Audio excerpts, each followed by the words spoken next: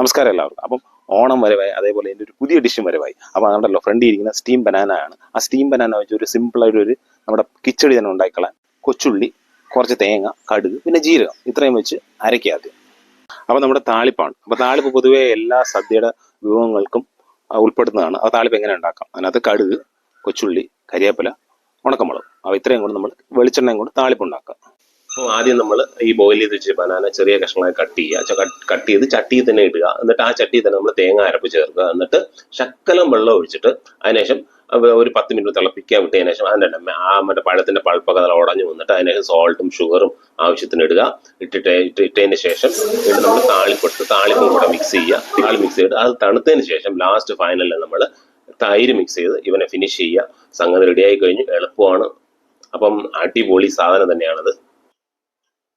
അപ്പോൾ നമ്മൾ Onam special banana കിച്ചടി ready ആയിട്ടുണ്ട്. അതൊന്ന് ടേസ്റ്റ് ചെയ്ത് നോക്കാം. സൂപ്പറാണ് കേട്ടോ, കിട്ടലാണ് ആ ബനാന ടേസ്റ്റ്. പിന്നെ നമ്മൾ ഭയങ്കര സ്വീറ്റ് അല്ല, അടിപൊളി.